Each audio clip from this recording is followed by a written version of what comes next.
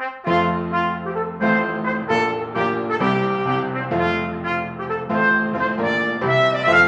and welcome to Politically Incorrect Knitters. My name's Pinkava, joined as always by the lovely Deplorable Knitter. And we have a lot of things to talk about today. We sure do. And we have some knitting. I made something. Anne has been working on something. Like, we were actually pretty productive this week, so it's exciting stuff. Do you want to start off, Anne? Starting off with what I've been knitting, you mean? Yes, please. Okay, good. Well, before I say what I'm knitting, I have a couple of my patterns on Love Crafts now. Both the Betsy Ross beanie and the Union Jack beanie, who they're still on Etsy and everything, but now they're also on Love Crafts. So that's exciting. Awesome. That's very exciting. So go ahead, and even if you have the pattern already, go ahead and follow me on Love Crafts if you do Love Crafts. If I do Love Crafts, I'm not sure if I do Love Crafts, but I'm on it. So that's good. And I'll add that link for Anne to our notes so that you can find her if you prefer not to shop on Etsy. So the kid is by the Woolly Cabin on Etsy, but I had to suggest a yarn that they sold on their website, which is weird and, not exactly what you want anyways, and also more expensive. So. But were you able to still have it on there that you use the Woolly Cabins yarn too? You just Yep. had to add an addition? Right, yes. I had to. At least that's, a thing. I mean, if you want, instead of hand-dyed yarn, you want store-bought yarn. But anyways, it's weird. But if you can get hand-dyed for less. Yeah. That's where I would go. But that's just me. I could be wrong. So. Yeah, so. Cool. That's exciting. Congratulations. Yeah, I'm excited. I'm excited that I've been working on, which it's gotten bigger. So it is. Wow. Are you going to split? Oh, you've split for the arms. I have split for the arms. Wow. I forget who suggested it, but just one of the nice ladies in our comments said that, just to sort of do the math and do it. And I'm like, okay. So I don't know how many times I'm going to have to undo when I bring it together. But yeah, so I have these, I did a provisional cast on for the top, and hopefully that will work out, because the thing I'm kind of worried about is, so I have a little section here for my cable pattern on the sleeves. So it matches, it'll be the same time as the center section, and my camera is really blurry. So here we go. Just need a better camera, I guess. Focus. There'd be more pictures of this on my Instagram anyways, but still, I have a video, see the video. So all the little cable patterns up and down the back. But yeah, so there's a cable pattern on either side of the front, and then there's 3 on the back, and the center one is staggered. So the center ones that staggered will be the same staggering as the ones that go up the shoulders and then down the sleeves. But the problem is, when you knit going up versus when you turn it around and knit going down, that it'll be off by half a stitch. So I don't know how to correct that really if I'm doing the same pattern but in the opposite direction. So I have a question. Yes. If it's off a half stitch, is anybody but you ever going to notice? Probably. Well, if you looked at it, you'd see that it was over just slightly, but probably no one would notice ever. But luckily, the point where I did the sleeves is the sort of loudest bit in my yarn. So it's a little difficult to see the pattern in this section anyways. So hopefully no one work out, hopefully.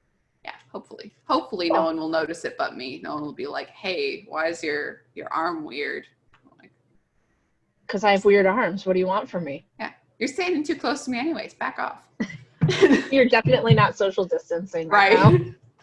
You're they're standing next to me with the full face hood, staring down at my sweater sleeve. I'm like, dude. Too close. Step back. But yeah, and then, so I have that sweater, which I love this sweater so much. It actually makes me happy to knit it.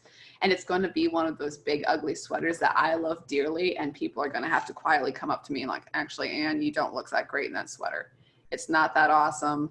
I know you worked hard on it, but it's really ugly. And I'm going to be like, but I love it so much.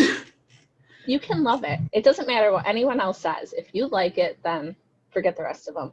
Well, it a bit matters what other people say. So No, it doesn't. It's your clothing. Well, that's true. And I got buttons for it, which I'm really excited about. They're very neat and they're very distinct, which I love. And they're going to be awesome on your Harry Potter Mirror of Irised Yeah. cable sweater. So yeah, I mean, so the phoenixes go right into that. I still think it's cool. I think it's cool too. And like I said, if you love it, nobody else has to love it. It's your sweater. I've got pieces of clothing that I wear that nobody else loves, and that's okay because they're mine, and I'm not making anybody else wear them. So that's whatever. True. So there you go. And I also got some other buttons. They're like little gold daisies and stuff. And they sent me, these are particularly weird. They're like little head buttons as a freebie. Interesting. Yeah, I actually have no idea what these are about. So if anyone knows, like, is this supposed to be a specific person? I have no idea. And I also got some check glass beads, so I can put them on shawls and things. You're getting really fancy over there. What's going on, lady? I know. Well, fancy another buttons and beads and I know I've done some beads before, but not like seriously. And I was looking at beads and whatever I found locally was made in China, and it drove me crazy. And these are like really nice quality too. So pro tip, if you're looking for anything kind of fine and friendly like this, Czech Republic is a really good place, made in the Czech Republic stuff, and Japanese. They both do a lot of really small, fine work really, really well. So yeah, and I always forget, one of these packets is Japanese and at least one of them is Czech and one of them's either. I don't remember. But yeah, they're little glass beads Very for cool. knitting. Yeah. So that's pretty neat. I got accessories this week instead of yarn, which that's exciting. I need to cut down on all of it, but it's good. I know. The yarn, it just keeps coming and coming, and it's not on purpose. It just happens. Right. That's okay. So what do you have this week? I have, so as a reminder, still have the Warrior Knit Along going on. There's still time to join because it doesn't end until the end of September. So you can do a cowl, or you could totally do like the ear warmer thingy if you felt like it. These are super cute. I'd put it on, but then my hair would be messed up. But trust me, they look great on. So that's happening still. And then starting September 11th, Tina's got her police knit along going on. So if you want to join that, there's always the option of using one of my police inspired patterns if that's something that floats your boat. And the link to that's in the drop down there. And then I'm really excited about this one. I just finished this over the weekend. I had a couple people test it, and it says, let me just see if I can get this up here nicely. It says save our children, and it says it all the way around up to the top where it's gathered, and you can't see it that well, but it looks cute. But this pattern is available on my Etsy shop for $5, and $4 of every sale of this is going to Operation Underground Railroad, which is an organization that works to help children that are being exploited, sex trafficking, that kind of thing. And so if you're interested in helping that cause, if you want to show support of it, there's pattern. You can check it out. And that hashtag had been banned before. I believe on Twitter it was banned for a while, which they were saying that it was false information. And as it has been pointed out in meme world, the amount of kids that they're suddenly finding now that Epstein's girlfriend is in custody is incredible. It's incredible. It is out of control, honestly. So yeah, excellent news, but also support the cause, buy the pattern. Yes. Or donate directly. Yeah, if you don't want to buy the pattern, it's a really great organization. They in 6 years they've rescued over 4,000 children, and they've arrested more than 2,300 traffickers. So they're doing a lot of work. It's incredible. Yep. Yes, definitely. Yes. And they do stuff to help survivors and stuff too. It's not just like, oh, they get them out of the situation and then we wash our hands of you, you're gone. They like right, which if you know I got you out, there's a huge possibility of these kids getting back in somehow. It's a horrible thing. Even one of the women who is specifically testifying against Epstein, that was her situation in which she got out and then, you know, with connection to Epstein, you know, went back to it because she was promised this and that. And it's really horrible stuff. So yes. So having rehabilitation afterwards is incredibly important for these situations. Exactly. And then, so that's the knitting stuff that I have going on this week. And then I got some new yarn. And I know, I think last week I was talking about how much I despise fingering weight yarn. Well, guess what? And then you fell for it every time. It's so beautiful.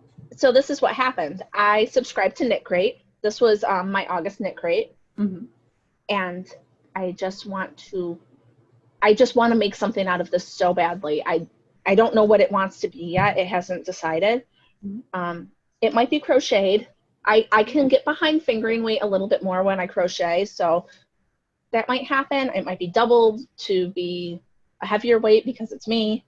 But it's merino, linen, and silk. I mean, come on, you can tell. You can tell by how absolutely gorgeous this is, right? Uh-huh. Oh yeah. God. I'm in love with it. Uh-huh. Could be something lacy. I wasn't already married. I know. Well, you know, you say almost always married. So the sweater I'm wearing, which I've shown before, but woohoo, it's a wolf, or the grim. Awesome. It's the grim. It's knit out of Rowan felted tweed. If Rowan felted tweed was a man, I'd marry him. Like, no question.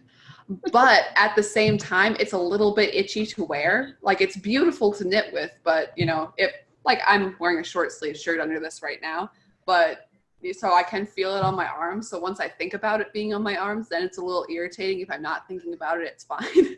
So as long as I'm not aware of it is kind of like being married. So, you know, it's usually fine, but if you think about it too hard, it gets a little you're like, I don't know. But anyways, like you're in love with that yarn. I'm rather in love with this. And I believe Miss Kathy Karen has a pattern in the latest issue of Rowan where they feature a lot of felted tweed. So I think she does also. You are correct. Yes. Pretty cool. It's a cowl, I believe. So that's exciting. No, I was kind of excited for that issue anyways, because like I said, I love this yarn.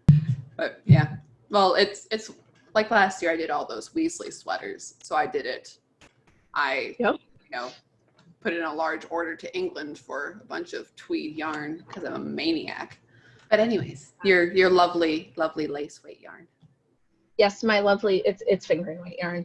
Oh, but I wanted to say, a lot of people were like, oh, you know, fingering weight is great, blah, blah, blah. I don't dislike fingering the way I say I do. I dislike the amount of time it takes to get a finished product with it. I have a short attention span. I have small kids. I need stuff that I can do in a day or so. If it's going to take, like Anne in her beautiful sweater, I have no time for that.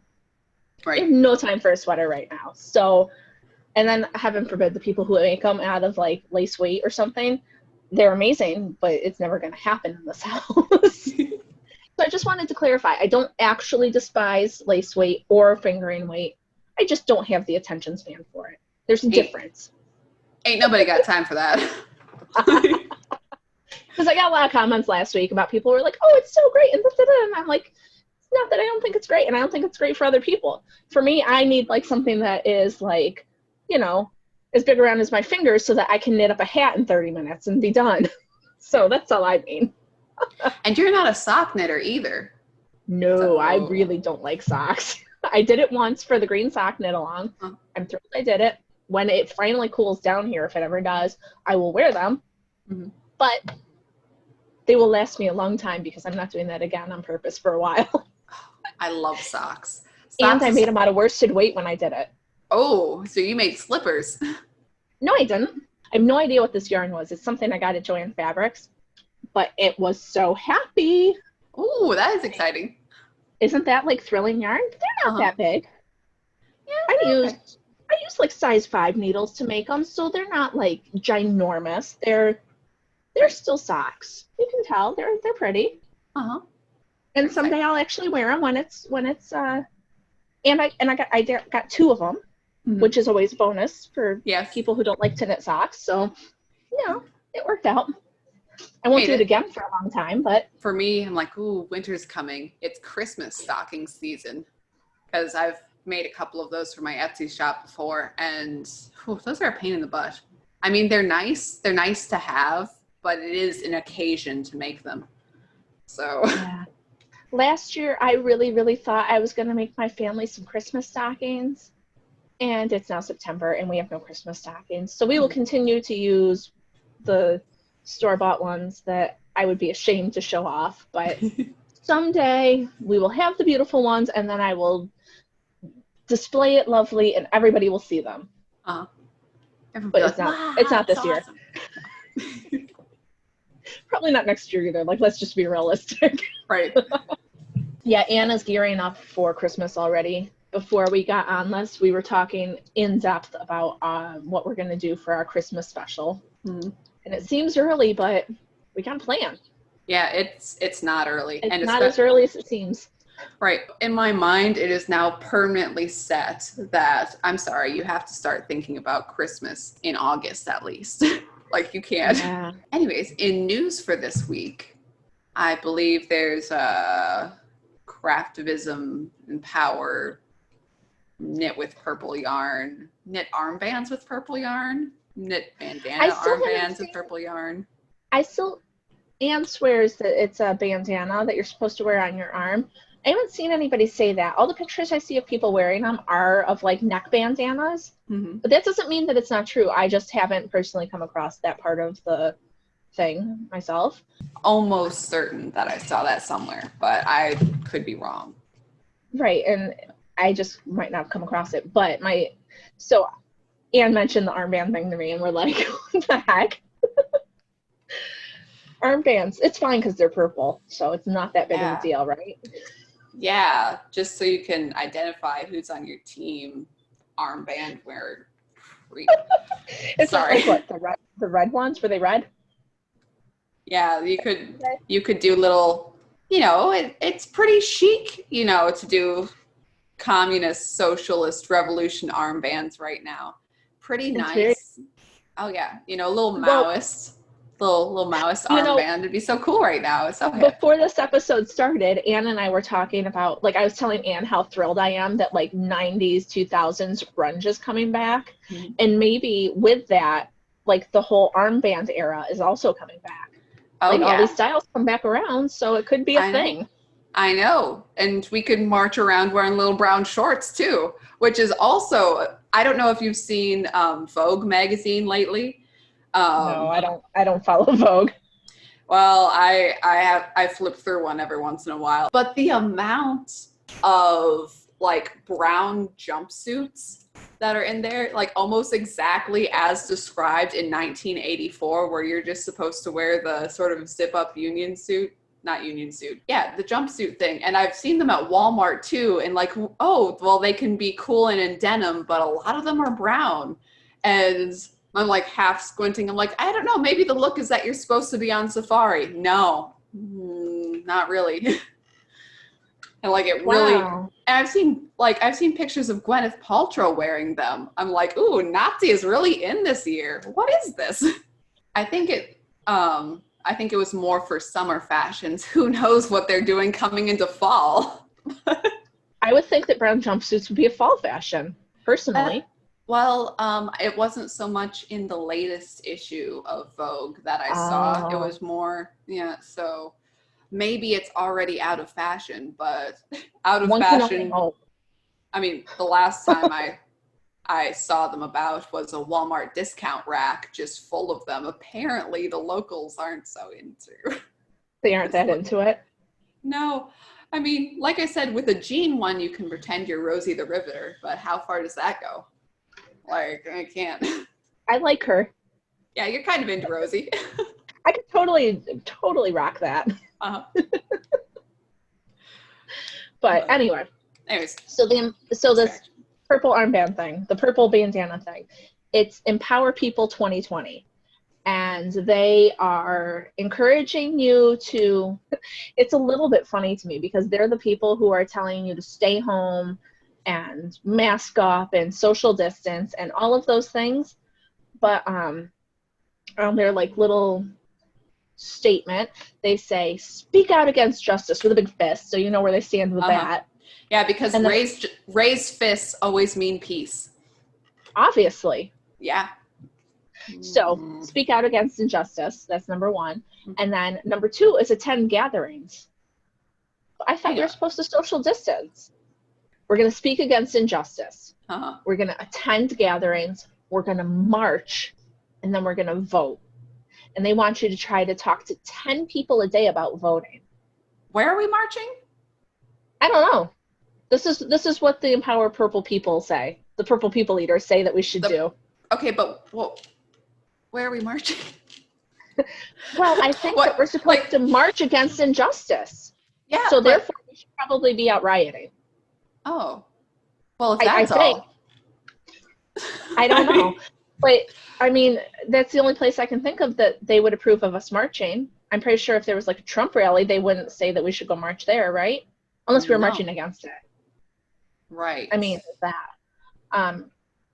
But so they say stuff about like, knit, crochet, or sew the Empower People bandana and wear it proudly while you're doing all these things. Just so you know. Good. And we stand united and ready to fight for our rights and the rights of others. And we'll vote on November 3rd. All of that is super great. We should totally stand up for our rights and vote. And I want to know, if I was to register 10 people to vote Republican, am I doing what they want me to, or am I not doing it right?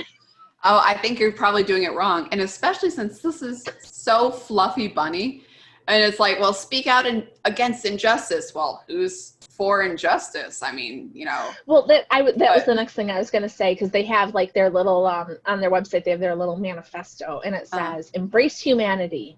We all want to be treated as human beings. Can't argue with that. Who doesn't want that? Right. Okay. Embrace family. We all want to protect and provide for our loved ones. I'm sorry, but since I've also read the BLM manifesto, they're against that. Yeah. They're against the Western nuclear family. So I'm not sure if. Well, according to the Purple People Eater. The Purple People Eaters are for family, but BLM is not for family, at least in a traditional way. They want us to embody community. We all want marginalized communities to be safe from law enforcement. I don't know. I'm kind of with that too. I'm not burning down any marginalized communities. Are you? Right. Well, if you wanted marginalized communities to be safe, okay, safe from law enforcement, when law enforcement is doing all of the heavy lifting and protecting marginalized communities. So again, and many people in marginalized communities don't mind law enforcement. Right. They think they want more because they are in those communities that could use it. Yeah, especially that the lady who called the cops on Jacob Blake. She was for cops in her marginalized community, and their response time was pretty awesome, I would think. You know. Yep. So they want us to emphasize equality. We believe that all rights are women's, with an asterisk, or women's rights, and LGBTQIA+ rights are human rights. And then the asterisk says all people who identify as women. So we believe that women's rights and LGBTQIA+ rights are human rights. Oh, but, well, yes, humans are humans. Probably an 80s song about that or something. But you have, but women's rights are human rights, yes. Your sexuality means it doesn't preclude you from human rights. But what about men's rights? It's kind of like we want to emphasize the rights of specific people who have rights already. It's I don't know why it has to be broken down by orientation. Mm-hmm. Like, if we're humans and we think that people should be equal, we should be equal. You would have thought that the fighting for injustice and all people are equal would have been previously addressed in this manifesto, that you wouldn't need to make it redundant. And then their last point is emancipate equality. We want equality and social mobility for all. So on the surface, I don't really have an issue with any of their things that they're saying.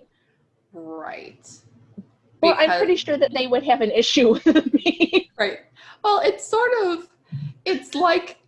like the fluffy horoscope of, their bill of beliefs, that you can kind of choose which ones you like and then make it mean whatever you want it to mean, so it then becomes correct. I don't get the whole empowered people thing, though, because, like I said, I'm pretty sure that if I decided to knit one and wear it and go register Trump voters, that I would not be. I guess craftivism is only if you're on the left. You can't be a craftivist if you are not, what I understand. Is that correct?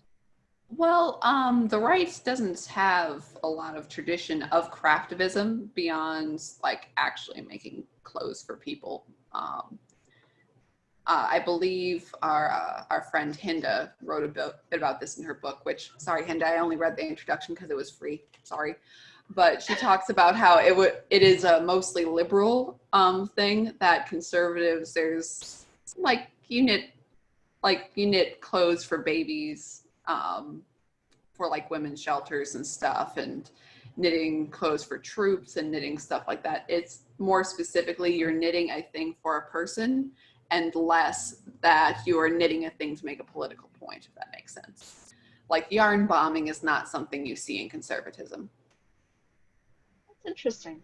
The purple bandanas, armbands, we're not certain exactly what they are, but there are some different things. So, and it is a specifically Ravelry supported thing too. Yes. So yes, they have a thing right on their front page right now that says, yes. Right. And if the front page doesn't give you seizures, then you can see it. Sorry. Yeah, if it's okay with you. It's bad. No, it's not funny. But if you are able to read, if you're able to visit Ravelry and you choose to do so, you can read about it. Mm-hmm. Yes. I have, like this, I've heard of this group before. Ravelry supported it, but it seems to be picking up a little bit more traction now that right. Well, the election's getting closer. Right. So it's time to start. Yeah, and I mean we have, the Purple People Eater Craftivism crowd is gearing up, and at the same time I was driving around our beautiful state of South Dakota this weekend, and there's so many Trump flags, so many Trump signs, like even, there was the massive Trump boat parades that they've had, and even on little individual lakes that they'll do small Trump boat parades, and they look like they're having a blast. I don't have a boat, but looks like fun. Yeah, I have a boat, but it's not the kind that you would want to take in a parade. No. it's like a little dinghy. Right. It'd be hard to keep up with the rest of them. Right. Wait for me. But, I was telling Anne I had to go clean a house that's maybe 3 miles from where I live. Right. And in the course of that ride, I saw about 4 Trump flags flying. Mm-hmm. It was not including signs. It was just flags flying. And I live in a liberal state, so yeah, it gives me some hope. People are, and people are like less scared of saying it lately, I've noticed, which is really encouraging. There's more people putting that out there and not really caring what other people think. And right. Surprisingly, I also saw a Biden sign, which I have never seen one of those before. I was surprised.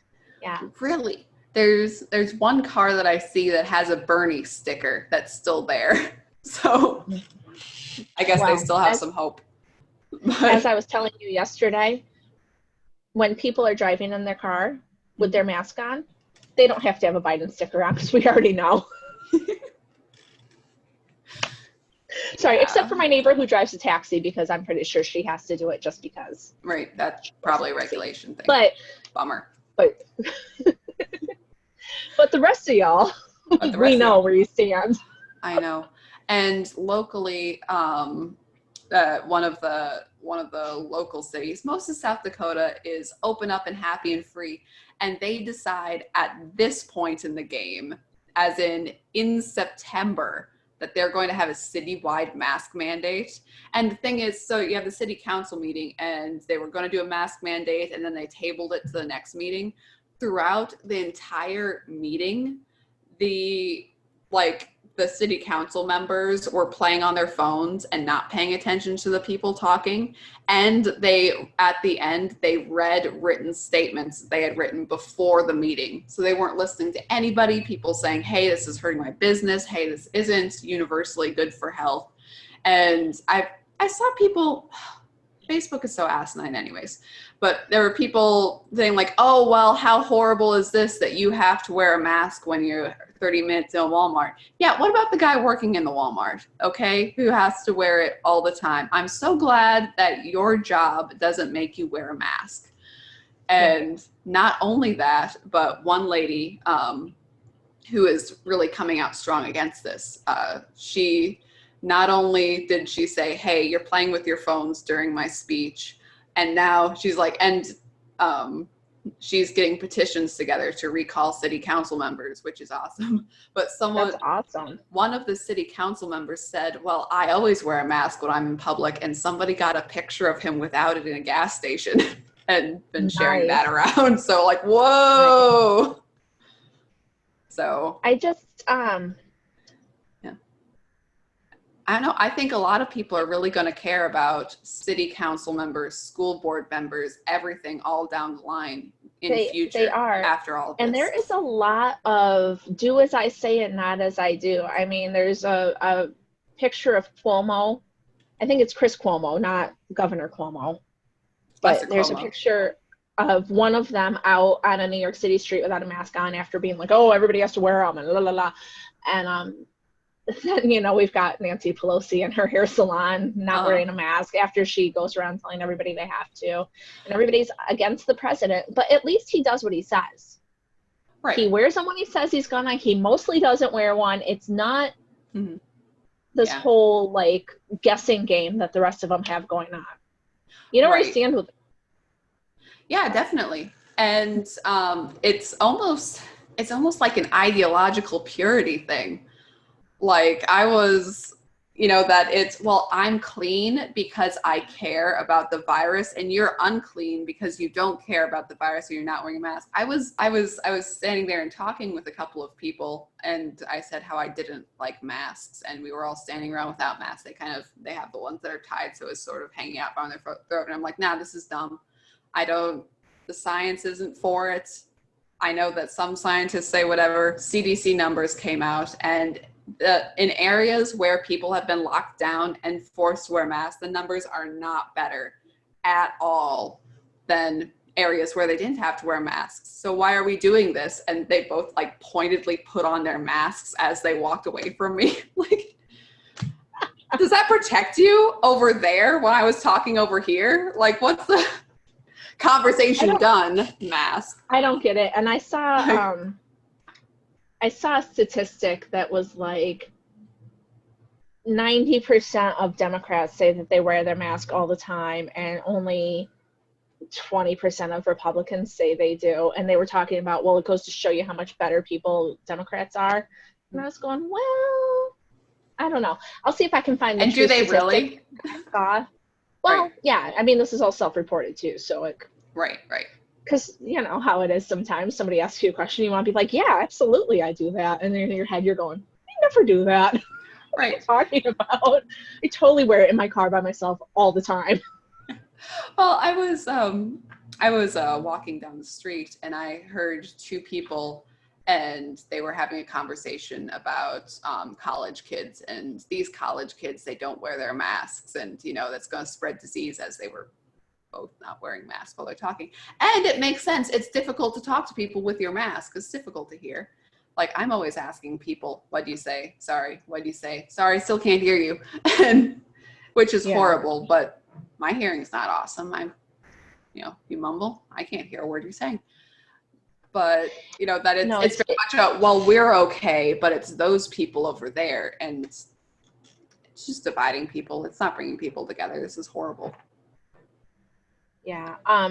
So I was actually talking to my dad, and he wanted me to mention it, and you gave me the perfect opportunity. There you go. Apparently, like 26,000 college students on 29 different campuses have tested positive for COVID. Mm-hmm. Want to guess how many are in the hospital? 3. 0. Wow. And so it's kind of like, maybe these are the people, especially since they're all living on campus too. So they're like together, right? Like herd immunity. It's a good thing. Yeah. It's good. And we haven't been out in so long. I got some sort of head cold. I think it turned into a sinus infection because my immunity after being away from people for 5 months is just shot. My body's like, what is this? I don't know what to do now. I've never had a sinus infection, but let me tell you, I can tell you where my sinuses are everywhere in my face now. So it's not great. This whole masking and staying away, and now I have no immunity to anything. It's awesome. Yeah, I saw a meme today that, allergy season is going to come around. It's going to be like Salem witch trials. Right. Well, that's the other thing. I have a kid that has allergies. Today in my state is the first day of school. Mm-hmm.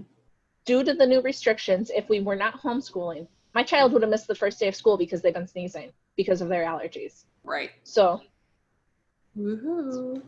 Bunch of nonsense. Yep. But anyway, my husband and I are actually at odds about how accurate the numbers are. He works for a medical company, and so he hears things from their doctors, and I understand, but I don't know. I think some of it's not necessarily entirely true the way it's presented. Right. I think that the science has been manipulated. How about that? Yeah. I know. It's weird.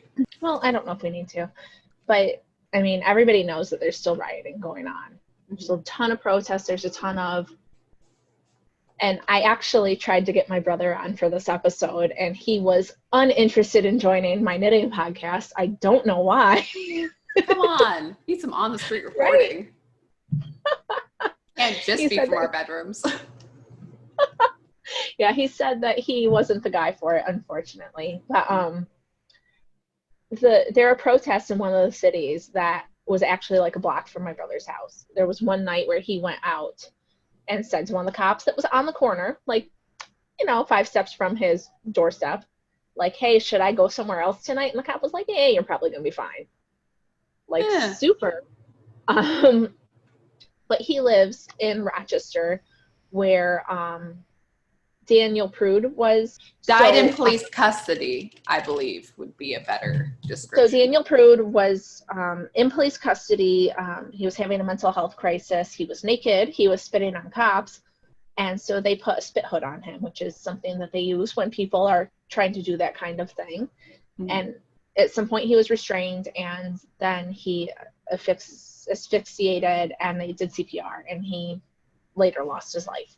Right. So, but this happened in March, and now for the past, I don't know, week and a half or something, they have been protesting in downtown Rochester. It's been mostly peaceful protests, actually. Like, the city has not been on fire. One U-Haul place was burned, and ironically, it had a sign in it that said it was a Black-owned business, but they still went and burned their U-Hauls. But it's just, I don't know, it just goes to show that I just don't see how they're fighting for these people when they're going down and burning down a Black person's business. Like, where is the sense in it? Well, and part of it, I believe, I mean, all of the founders of Black Lives Matter are Marxists. That personal property, they're against it. Otherwise, it doesn't make sense at all. So if your problem is police brutality, why burn businesses?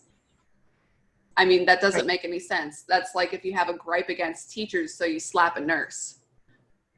Why?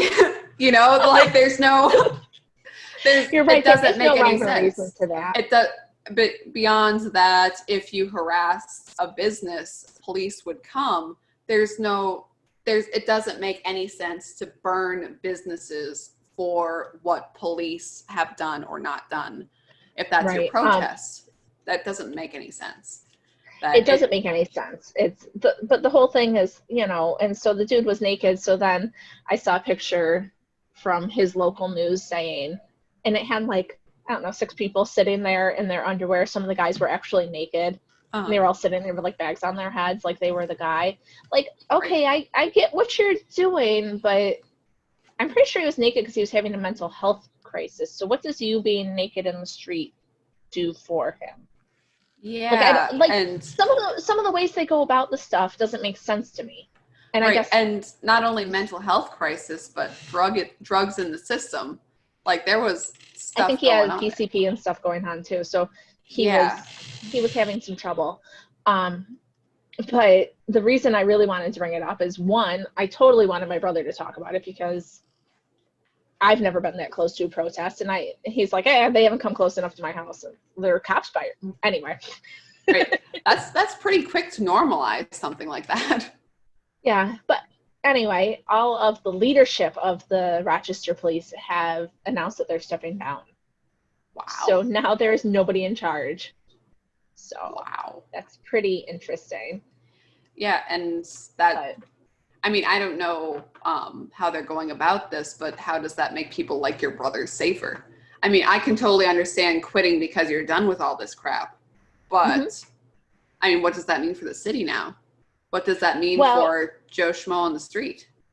I don't know. And the mayor was asked about it, and she literally had just found out like right before the press conference, and her answer was, I don't know what we're going to do. So wow, vote of confidence right there. Yeah. What do you think about this? I have no idea. Yeah, no, I have no clue. But I would love some stats on if any Republican cities are burning. Because I know that the mayor of Rochester is a Democrat. Mm-hmm. I will look into that, and I will see if I can get a stat on that. Right, that'd be a good thing. But yeah, so that's a little bit close to home, which was a bit disturbing. We've been worried about my brother for, a week now, but apparently, according to him, things are hunky-dory, so I guess that's good. I guess, or at least, you don't want to look at it directly. All of the rioting and the burning reminds me, I know so, there's big news coming out of Kosovo this week that Kosovo and Serbia have a peace agreement now, which is awesome. And why it reminds me of Kosovo is I know someone who personally was in Kosovo for a while, and it would be total chaos, except it's mostly mob ruled, and the mob doesn't operate in total chaos. You can't skim any off the top if nobody's buying or selling things. So like the mob is the most policing that some areas have in Kosovo specifically. And that sort of a thing of one specific incident, there was a massive crater in a town square, and you're walking around asking people, so what happened here? Like what happened? The crater. What crater? The crater. The one you can lose a car in. Like, oh, I don't see any crater. Yeah, that one that people just would ignore and not think about it. And I wonder about that with the rioting, that you have, oh, well, this building was burned down. Oh, well, that's just normal. No, it's not. It's not even slightly normal. Like, not even. But I think that a lot of people are saying, like, you can't have change without disrupting the system. That's kind of like what I'm getting from the empowered purple people eater movement. And I think that they think that this is going to bring about change. But how do people recover from this? Where are you going to get the money to fix things? You can't constantly live rioting. It's just not going to happen. Yeah, money. It's kind of like a really bad teen dystopian novel when the entire novel is about the young empowered woman, and she's, you know, kind of bland, so you can project yourself onto her, and she's going to go and disrupt the system. And then at the end of the story, you're like, wow, she overthrew that bad government. That's awesome. So what's the new government? And they're like, well, it's a democracy. Well, that's nice. Just saying that it's a democracy doesn't make it a democracy. What's your system of government? How is your government structured? How are you going to ensure that it's a peaceful and prosperous nation? Where's the money coming from? What's your tax program? And you're like, no, excuse me, no, she overthrew the government and she has a cute boy or girl, depending on your novel. I mean, it's a young adult novel. Go for it. She's in a happy relationship, and that means the day is saved and the government's going to be happy now and everything's going to be fine and whatever. It's all good now. And it's not like, so are you going to set up a new dictatorship? Because that's all I see coming out of this, because you have not accounted for human nature and your structure of government. And also, this is a redundant novel. It's bad art, and you should be ashamed. But also, I wish I could remember the name of the book that I read. It's that. Right. Yeah. What the heck is that series called? You know, there can be good dystopian novels out there. I don't want to completely discount the entire genre, but at the same time, it is very like, well, I'm the hero, so we do good things. And I find that particularly in American fiction, that even if you look over at Japanese fiction, that sometimes the hero will actually have a sense of right and wrong, and not just I'm right because I'm the good guy. Like, they'll actually talk about why they believe things and why the bad guy believes things, and it'll be all figured out. But it's very, you know, it's like, well, I must be the good guy because the other guy wants to kill people. I'm like, well, yes, that's a good reason to be the good guy and they're the bad guy. But evil is not just evil when it harms people. Okay? Like, little eventual building up to evil will happen wherever you are. Like, you know, people use, you know, Nazism is a big example that you always bring up. Nazism. Nazis were not just evil when they were gassing people. Okay, they were still evil when they were doing socialized healthcare. They were still evil when they were marching down the streets, and when they, you know, when they started by breaking windows and shutting down free speech, they were still evil then when nobody had died. Okay, and now we have organizations like Black Lives Matter who have killed people. Or if you say, oh, well, that's not Black Lives Matter. Well, definitely Antifa, the guy who shot the Trump supporter, he said in an interview afterwards that he was 100% Antifa. And I believe he was then killed in the shootout between himself and federal agents. But you're not just, you know, I am a saint, obviously, because I'm fighting the power, does not translate into you necessarily do good and profitable things. You're only destroying and you're not building anything. So, sorry, there's my rant. You probably had something else you wanted to say. No, actually, I was about done, and your rant really summed that up very well. It was, you're right. They were bad people at the start of it. They weren't people who turned bad necessarily. Once they started killing people. Like, there was a lot of stuff leading up to it and a lot of choices they made that led to that position. So I think that anything else we have left is going to be saved for another day. I believe we're going to have a guest next week. It's not 100% nailed down, so I'm not going to say who. Case. Right. We had meant to have a guest this week, but then schedules got shuffled. So you just get to see more of us. And it's super fun, so whatever. But yeah, so we may have someone next week. If not, Anne and I have plenty of things that we have going on. Oh, I'm sure. And as always, make sure you like, comment, and subscribe so that you never miss any of our fabulous stuff. And thanks for joining us. All right. See you all next week. Bye. All right. Bye.